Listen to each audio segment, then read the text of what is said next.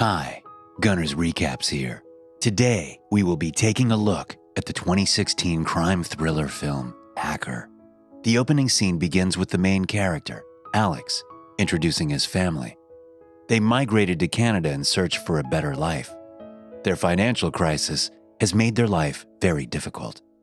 On top of that, his parents have frequent quarrels, which annoys him a lot. Furthermore, he claims he does not have any friends with whom he can socialize.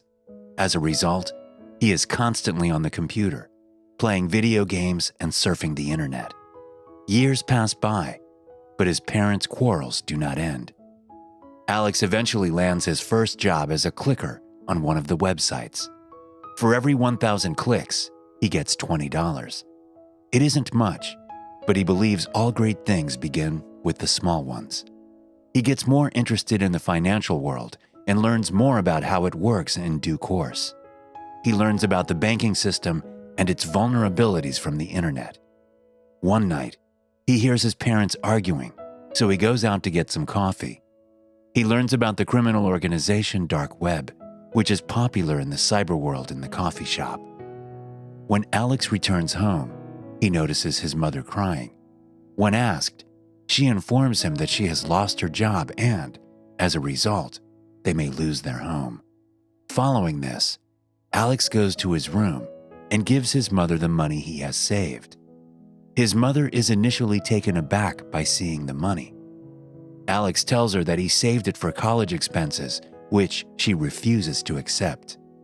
On the other hand, Alex insists his mother take the money because the most important thing right now is not to lose their home. Alex is enraged with the bank that fired his mother. He wants to make money faster, so he looks for the same on the internet. However, all of the outcomes turn out to be a scam. Suddenly, he recalls the criminal organization Dark Web and searches for it. He wants to join the group, but the admin says someone should invite him, or he should commit an illegal act to join. Accordingly, he creates a simple website that can sell bogus supplements. He also considers who he can victimize. He then recalls Randy, a bully at his college who is obsessed with proteins. Randy then falls for it when Alex sells protein supplements at a low price.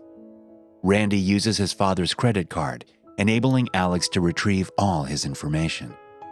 After sending this information to them, Alex becomes a member of the Dark Web group. In the next scene, Roosevelt, one of Dark Web's members, texts Alex. Roosevelt agrees to assist him in earning money at his own risk. Following that, Roosevelt offers Alex a job as a black market trader. Roosevelt provides Alex with goods for a fraction of their market value, and Alex should sell them. First, he must sell a couple of gaming laptops, which he easily accomplishes and earns good money. Alex sends Roosevelt's share and buys himself a new laptop from the remaining money. Alex believes he is in business and enjoys it immensely. He has already arranged 30 grand in 4 weeks, which previously took 4 years. One day, Alex decides to leave home and move to a big city for his studies. He learns that his new college will not begin until January, and to sustain, continues his black market business. Alex can now buy credit card numbers and fake IDs to shop online. With those fake cards, he is able to get a few high-end Rolex watches. However, he can't sell it like he used to because there are too many cops in the new place, and it isn't easy as before. To put his luck to the test, he goes to Chinatown and attempts to sell the watch for $10,000 each. However, none of the stores accepts the watch. Some also believe that it's stolen. Meanwhile, a man named Cy approaches and offers him that he can sell his 3 watches for more than $30,000 with a 30% cut. Alex is skeptical at first, but later agrees. To his surprise, Cy manages to sell the watches for $35,000. Alex is curious as to how he sold it so quickly. Cy says he will only reveal it if Alex tells him how he got the watches, to which Alex agrees. In the following scene, Cy reveals the secret to how he successfully sells the item. They both start selling different things and become partners in crime. They can make 60 grand in a short amount of time. Alex sends some money to his family and keeps the rest for himself. After a while, his college begins, but Alex realizes that college life is not meant for him. That is why he drops the college and continues his business with Cy in hopes of accomplishing something significant. One day, one of Cy's club friends named Robin hands them a credit card belonging to a foreign customer. Alex notices that the card contains a large sum of money. He is initially hesitant to hack into the account because it is too dangerous, but Cy persuades him to do so. Following that, they prepare a forged ID and withdraw the funds from the bank without getting caught. The next day, Alex discovers that the bank that fired his mother is on the list of weak institutions. Consequently, he decides to exact vengeance. Following that, he enters the bank to hack the data. However, security apprehended him while installing a parasite on the computer. Before he can flee, the guards take him to the head of security and interrogate him. The security head threatens to call the cops if he doesn't tell them about the malicious software. Alex explains that the bank's security system is weak, so he negotiates, saying that he will upgrade the security system without any cost for letting him free. As a direct consequence of his crime, Alex becomes well known on the dark web. Zed, the creator of the dark web, also likes his work. Because of his popularity, Cy arranges a date for Alex with a girl named Kira. They agree to collaborate on a dark web business during their first meeting.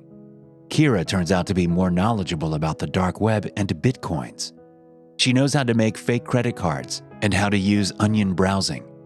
After having Kira as a partner in crime, their business expands in a short period. Kira also has many clients and can sell their items quickly. Alex and Cy are intrigued, but she claims that her uncle assists her in finding clients.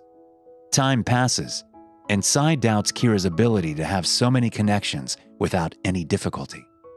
Cy wonders why she needs to work with them if she is already so good by herself. Alex believes Cy is overthinking. One evening, Kira invites Alex to join her in Hong Kong to expand their business. Alex denies her, saying he cannot leave his best friend alone. Cy, lying on the sofa, overhears their conversation and grows suspicious. One day, the three of them decide to go to their most significant deal to date. They have huge items which they need to sell, but to their surprise, Kira easily persuades the buyers to purchase all of the things at once. As Kira is about to finalize the deal, Cy intervenes and speaks with the clients. He claims that he wants to build trust with his customers and that it is okay if they do not purchase all of the items. He wishes for their clients to remain loyal in the future. However, Kira demands that the buyers buy all things, or there will be no deal. As a result, Cy and Kira have heated arguments. Meanwhile, Alex approaches the head client and touches him. The client is angry and pulls out his gun. Being furious, the client cancels the purchase. He also warns them that they will be in big trouble if they try to deal with other people he knows. The same night, they notice a cop inspecting their truck. All three of them are terrified for a brief moment, but thankfully, the cop walks away without doing anything. Following this, Alex believes they are no longer safe in their current location, so they decide to relocate to Hong Kong. Subsequently, Hong Kong becomes their new home. The three of them get on with their business more efficiently in Hong Kong and make a lot of money. On the other hand, Alex believes they are not progressing and their life is becoming boring. Alex wants to challenge the system and get Zed's attention in addition to making money. In the next scene, the three are at the bar at Cy's birthday party. Cy is inebriated and gets into a fight with a random guy, resulting in Cy and Alex being thrown in jail. Cy realizes his mistake in prison and apologizes to Alex. They are soon released, and Kira claims that her uncle assisted them in this. The next day, Cy returns with a large sum of money, demonstrating that he can still buy and sell items and is genuinely sorry for his wrong behavior. When Cy reveals the card he used for the transaction he did, Alex becomes enraged, as he had explicitly forbidden Cy from using that card. Alex, furious, tells him he has become careless and could endanger all of them. He then tells Sai to return to Toronto. Sai is broke and agrees to leave peacefully. Alex and Kira then decide to attack all Hong Kong ATMs to get Zed's attention. They carry out their plan and earn $2.3 million. After hacking the ATMs, they leave a card bearing the dark web's logo. When government officials become aware of this, they launch an investigation. On the other hand, their plan is successful, but Kira is not pleased. She expresses her desire to discontinue her involvement in the business. Instead, she wishes to enjoy the rest of her days with Alex. On the other hand, Alex disagrees because he wants to punish the banks. While arguing, they notice Zed has promoted Alex to the position of dark web underboss. Following that, Alex requests a meeting with Zed. Initially, Zed denies it, but Alex persuades him by saying billions of dollars are on the line. The subsequent day, they travel to a large factory to meet Zed. They meet Zed, who is in a wheelchair, inside the factory. Zed warns them that if they want to do work for him, they must not make any mistakes. If they do, they have to die with their friends and families. Alex receives a voicemail from Sai, who apologizes for the trouble and requests a second chance. He's at the hotel, waiting for Alex and Kira. At the same time, a couple of strangers break into the hotel room unexpectedly. When Alex and Kira get to the room, they discover Sai dead in the bathtub. Alex realizes it is the doings of the foreign customer who owned the card that Alex forbids Sai from using. They also realize that if Sai had not returned, they would be the ones to die. Despite his friend's death, Alex chooses to work for Zed. Alex and Kira are now members of Zed's team, planning an attack on the market system. They start by faking the assassination of the chairman of the Federal Reserve and quickly disseminate the news and articles about the chairman's death. As a result of the market's rapid decline, other wealthy investors become terrified. Following that, the dark web team divides all the stolen money. After completing their mission, Alex and Kira get into their car to return home. Suddenly, a pair of unidentified agents kidnap both of them. They bring them into an occupied building and separate Alex and Kira. Before leaving Alex, the agents inject him with a drug that renders him unconscious. When he regains consciousness, he discovers that his belongings have been destroyed. Alex has no idea who these individuals are and why they kidnapped them. He then attempts to contact Kira and Zed, but fails to reach them. After that, Alex flies to Bangkok to meet Kira. It turns out that they had made a promise to meet at the Temple of Dawn 2 days after the operation. The days pass, but Kira does not appear. Alex begins to feel isolated. One day, he visits a cyber cafe to check the internet. Alex pays with his phony credit card. He discovers that the state government has shut down the dark web on the internet. He also learns that the government has apprehended Zed and assassinated Kira. Meanwhile, the cyber cafe's owner contacts the police to report using a forged card. Soon after, the cops arrive and arrest Alex. He has now been imprisoned for 2 years. At first, he is depressed and enraged, but he thinks of resuming his simple life as time passes. He misses his parents terribly.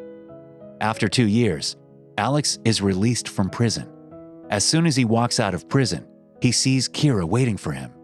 When questioned, Kira reveals the whole truth. Kira's suspicious uncle turns out to be a CIA agent. He uses Kira to get closer to Alex and make him to the dark web's top.